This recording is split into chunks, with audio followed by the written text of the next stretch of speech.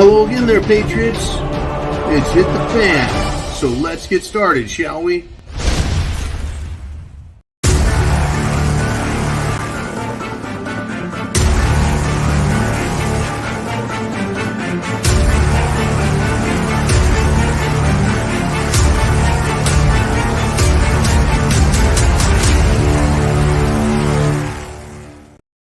I think ever since you've come into office, things are really looking up. You know, gas is up, rent is up, food is up, everything. No, it really has been a tough first year for you, Mr. President. Gas is up, gas is up, gas is up, everything. Rent is up, everything, everything, everything. Gas is up, rent is up, food is up, gas is up, rent is up, food is up, everything.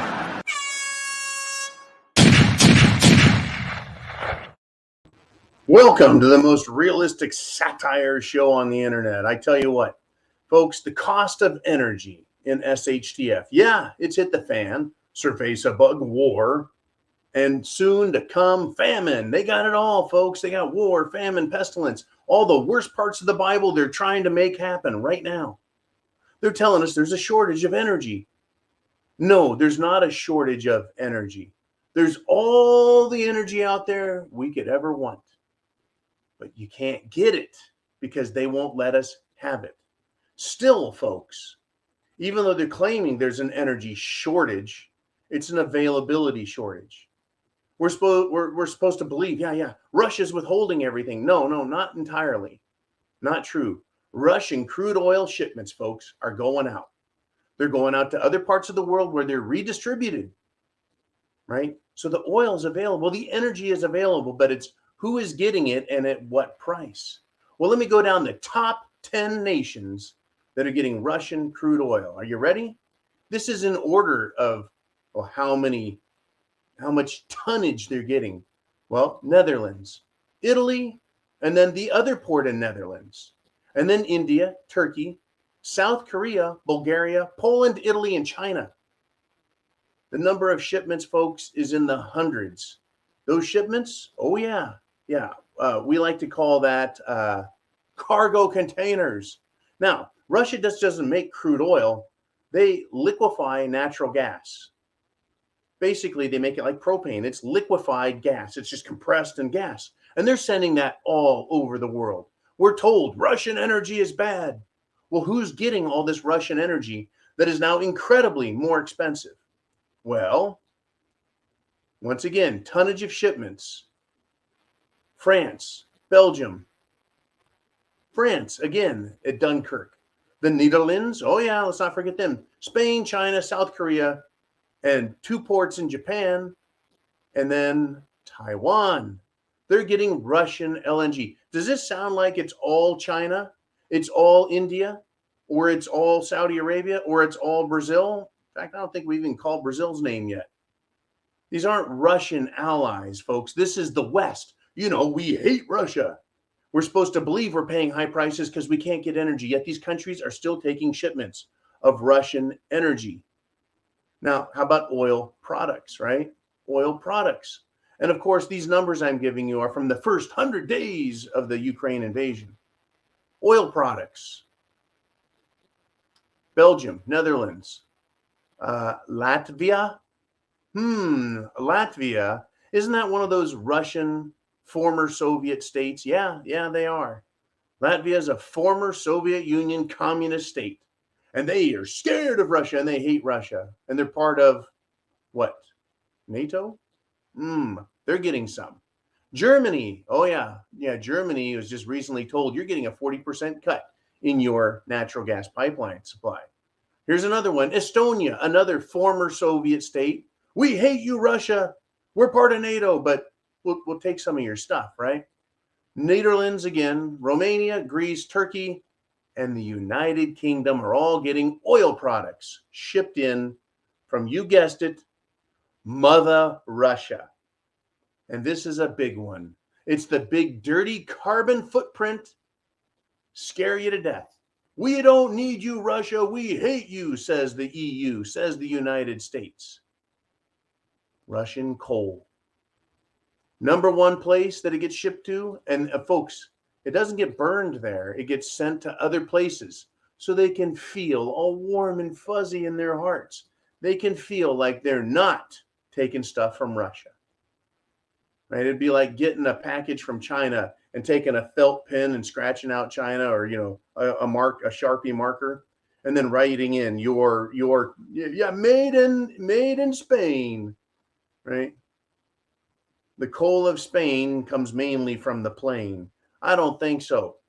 This is Russian stuff, whitewashed to make it pure as the wind-driven snow, and it's all carbon. Here we go. The Netherlands, Germany, China, Morocco, Taiwan, Turkey, Netherlands again, woohoo, right?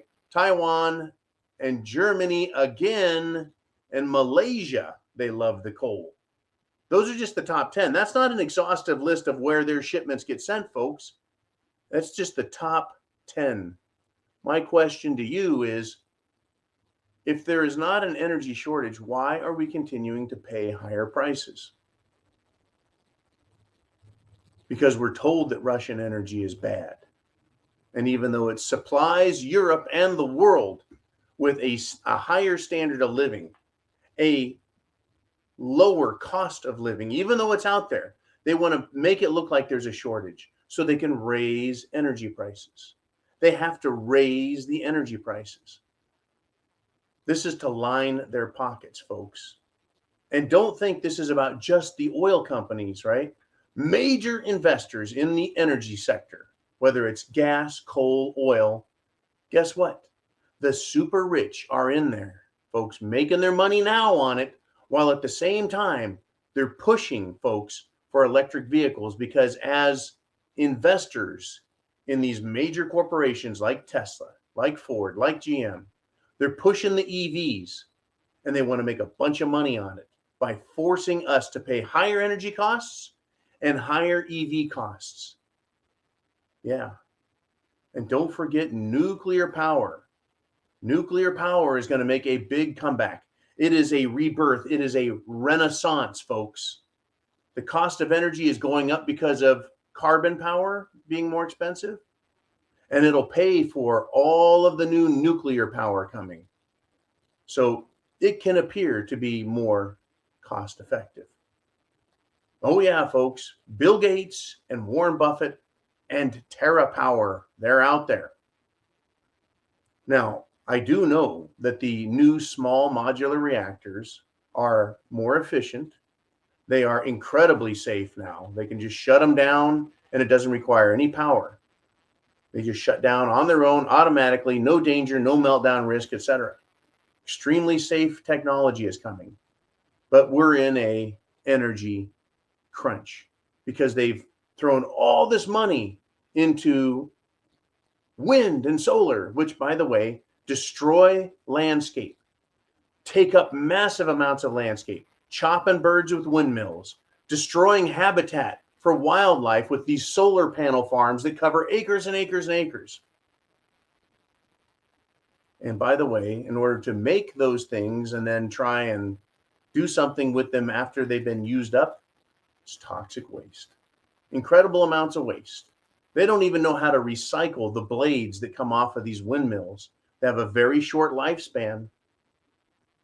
I think that the cost to build and replace windmills is more, shall we say, expensive than it is the power they get out of them. So they have to raise energy costs to make them look profitable.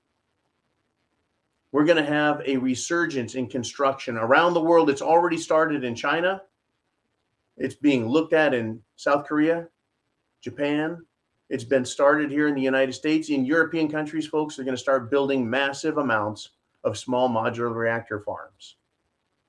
They're going to have to, folks, if we want to live with air conditioning, but they're going to make us pay. If you want a refrigerator that keeps your Coke below 70 degrees, you're going to pay. Oh, by the way, don't drink the woke Coke. Wow, what a world. It's hit the fan, folks. They're giving it to us.